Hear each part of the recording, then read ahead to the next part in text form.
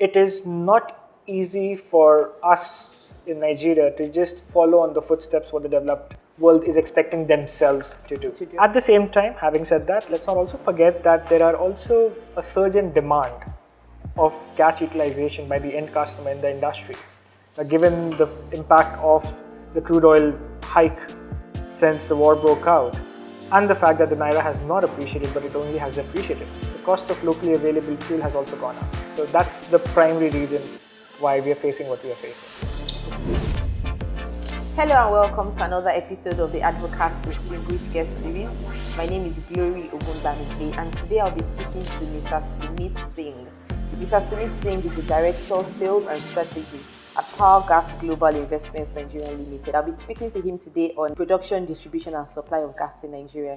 Mr. Singh, so your organization is a major player in the downstream oil and gas industry. Can you share with us, can you tell us what your organization does and how it adds value to the sector?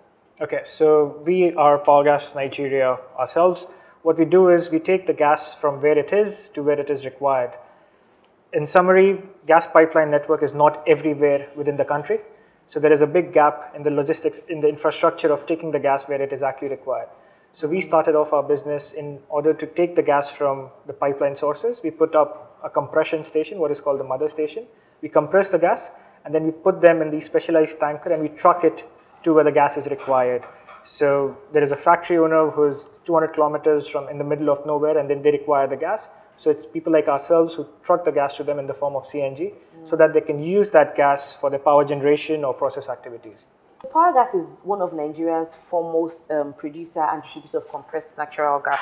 They are also one of the pioneers of off-pipeline distributor of gas, yes. So what inspired this move to embark on off-pipeline distribution of gas, and what do you think, what does the future hold for that subsector in Nigeria and in Africa as a whole? So in all fairness, for us, it all started off as a captive requirement. So as a group, we've been part of the captive power generation space. Power sector in Nigeria has a big gap, as we're all aware. Mm-hmm. So we started off this business of off-grid power generation, as it's famously called now. So we would go and put up a power plant, gas-based power plant as a sector, and then distribute the power locally to the industries.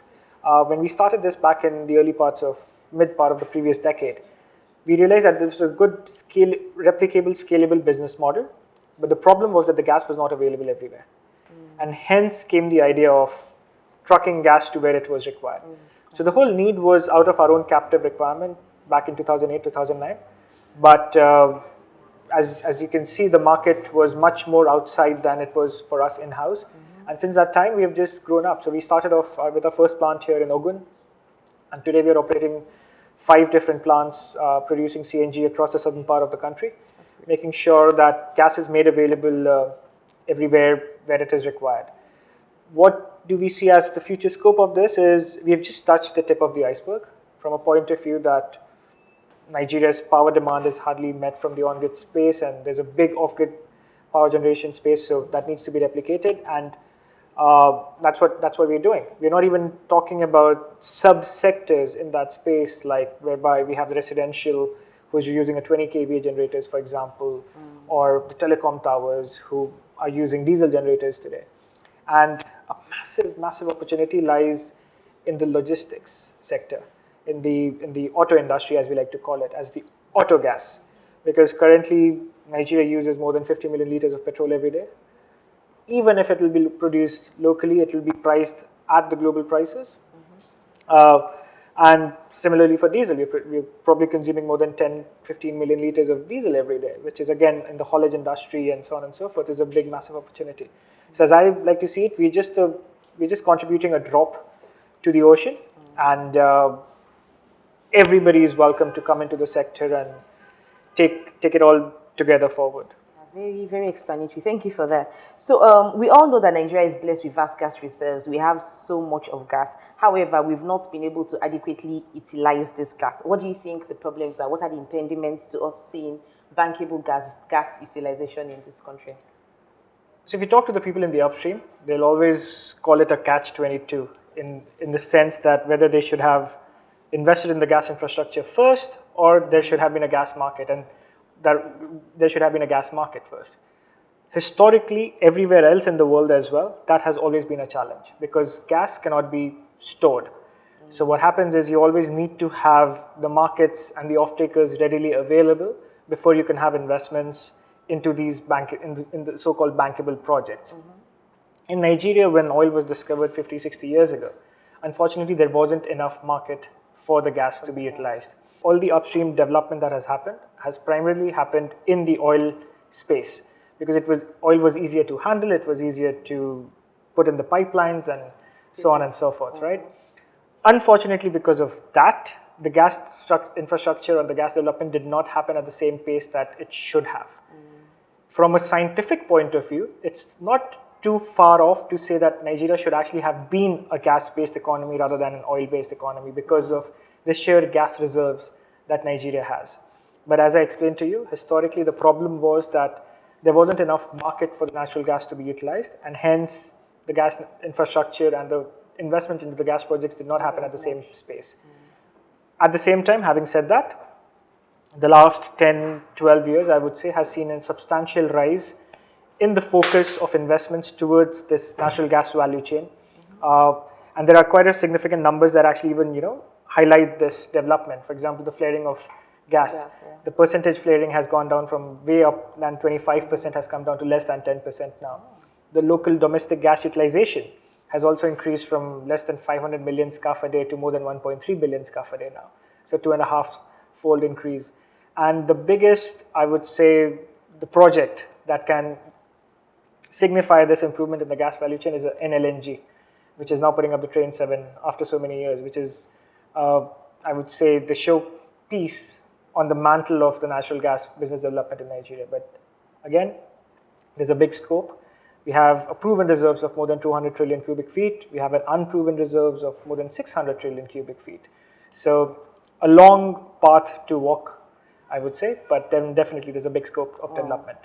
The Petroleum Industry Act that was recently enacted, it recognizes gas, it now recognizes gas as a standalone resource, and then it introduced some specific provisions aimed at making gas development even more attractive. Right. And some of these provisions include the creation of the midstream, downstream gas infrastructure fund. Right. So the money that is going to be in this fund, do you think those monies, that fund, do you think it's going to be capable of effectively closing the infrastructure gap that we obviously have in the gas industry?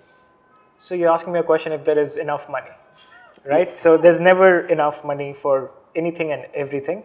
But yes, it's a good start in the right direction, whereby finally there's a focused fund, there's a focused revenue stream dedicated towards a fund, which also has its own mandate to be invested in, plugging this gap between the gas infrastructure. So yes, it's a good start.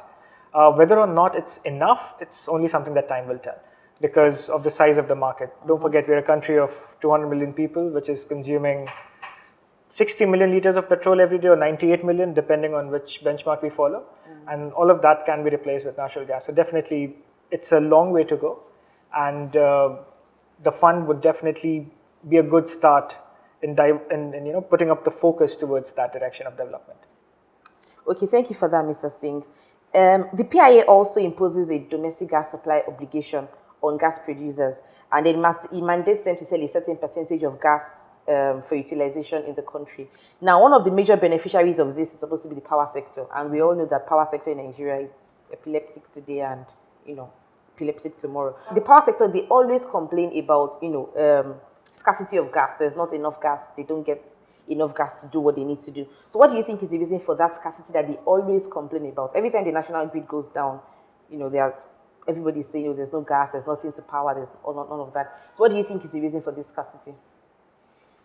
So again, it's a very, very wide question in terms of spectrum. So yes, there have been cases with respect to scarcity of gas. So let me focus on that first with respect to what's been happening in the last couple of months. As I explained in a bit earlier, right, most of the gas that is being produced in Nigeria is supposedly associated gas. What it means is it's a byproduct of crude production. So when you produce the crude and the condensate from the ground, gas also comes out with it. Now, we've also been hearing about stories of the vandalizations of the pipeline or the repair works happening on the pipeline and so on and so forth. When you make a product, let's say crude, you also need to distribute it. You have to take it to the end customer. The only way of evacuating this crude are these pipelines. So every time when these pipelines are being vandalized, what it does is that me as an oil producer, for example, if I'm generating 100 barrels, I would want to sell the full 100 barrels. But if I'm putting 100 barrels into the pipeline and it's only 40 barrels or 50 barrels or 60 barrels that gets actually at the export terminal, that means there is a loss to us. In the last 6 months, that number reached a point whereby the producers just could not afford to pump the oil into the pipelines anymore. As your production of crude goes down, so does your production of gas. So, and again, these are numbers out in the open, right? For amongst the OPEC quota, we were producing 1.6 million barrels of crude a day, which has come down in June to 1.06 million barrels of crude a day. For the first time in 25 years, Nigeria is no longer the largest oil producer in Africa. As I said, when you have less oil production, it automatically impacts the amount of gas that's also being fed into the pipeline. So that definitely is one of the primary reasons in the current atmosphere why the gas production is less. At the same time, having said that, let's not also forget that there are also a surge in demand of gas utilization by the end customer in the industry because of predominantly the cost of alternate fuel, which is the black oil and the diesel of this world. Now, given the impact of the crude oil hike since the war broke out, and the fact that the Naira has not appreciated, but it only has depreciated, the cost of locally available fuel has also gone up. So then definitely there's a certain surge in demand of the commodity, which is alternate, which is natural gas. So we've been impacted at both ends. The supply has gotten affected, and so has the demand gone up. Now, when the demand goes up and the supply is not going up at the same pace, obviously there'll be a scarcity. So that's the primary reason why we are facing what we are facing. Okay, thank you for that very explicit explanation. Okay, so next now, we have certain stakeholders in the industry of the opinion that the market is ready to depart from, the gas industry is ready to depart from a regulated market and go to and adopt a market-driven, the willing buyer, willing seller thing. Do you think we are ready for a liberalized gas market in Nigeria? Difficult question from a point of view that we have a very big population which is potentially not in a position to afford everything which is at a competitive price. The perfect case in point is power, right? So, and there's always, again, this chicken and egg problem, whether we should make power available first or whether the developers should have the right price at which they're allowed to sell the service so that they could recoup their investments. But I personally, it's my personal opinion definitely, that we are not yet there with respect to fully liberalizing the market. There is always, different opinions on the subject, but especially when it comes to strategic sectors like fertilizer or maybe power as well. Even if, and this I believe that even if the gas companies get their bills paid at these so-called regulated prices, they'll be more than happy to keep the supplies running. And that's where the challenge is coming from, especially from the power sector, that the generation companies have not been able to pay off their gas bills to the full extent that they are owed to, right? So if you ask a gas company today, that what would they choose? I mean, they might not say it, but what would they choose? Whether they would want the $2.50 gas price to be increased much higher or just get the 100% bill paid?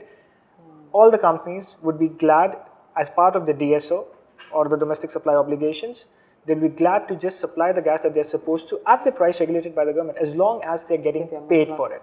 And the rest of the gas is available for them to do whatever they want to do. And I believe it's a stepwise process. Yes, it's always good for the general market to be a market-driven economy. But then currently in the state of development that Nigeria is as an economy, I think it should be a stepwise process. So it's not, people argue that it's similar to petrol subsidy. It's not, because there are certain aspects that are strategically important for the economy, and I believe power and gas-based industry is there. And then I don't see the point of not having that market regulated, whereas keep the other market deregulated as well. And there's always ups and downs in the market, right? So people are complaining now because the crude price is higher, but nobody was complaining when the crude prices were lower and the gas price did not reduce, right? So that's what I feel. Okay, thank you. So lastly, sometimes ago Nigeria we launched the Energy Transition Plan. What are your views on this Energy Transition Plan that the federal government launched, and how do we ensure a fair and equitable energy transition when energy poverty in Nigeria, even in Africa, remains so high? Good question, I must say. Again, there will be very different views on it between the clean energy enthusiasts and the people in the fossil fuel gang. Unfortunately, where we sit in the natural gas value chain, it's been viewed from both the parties as a participant on the other side of the fence. So the clean energy enthusiasts look at us as a fossil fuel, So, and the fossil fuel guys look at us, oh, you're trying to bring in the clean energy revolution, so to speak. So, energy transition plan, again, is a good initiative, but one thing that we need to realize and appreciate in all the as everywhere else in the developing economy is that there will be a transitionary phase. Natural gas, in all likelihood, at least in the context of Nigeria and probably generally Africa as well, natural gas will be that transitionary fuel to start switching directly from coal or fossil fuels to the cleaner energy, sources of energy as well. So we'll have to have that balanced development approach, and natural gas sits very fairly and equitably in that value chain, in that plan and strategy for transitioning towards a better future. And as I said, because natural gas is locally abundantly available for Nigeria and a lot of other economies in Africa as well, it's not uncalled for us as an economy to rely on our own naturally available resource than to start importing and investing in technologies that maybe is not yet at the level where we can afford to use it. All right. Thank you so much, Mr. Sumeet. It's been an absolute pleasure talking to you. Thank you so much for sitting with me today to have this discussion. Thank you very much. The pleasure is all mine. Thank you. Thank you so much for listening. Thank you so much for watching another episode of the Advocaat Distinguished Guest Series. You can catch up on all of our previous episodes and on all other great content that we have on our LinkedIn at Advocaat Law Practice and on our website, and also on our Instagram and other social media platforms. Thank you very much for watching.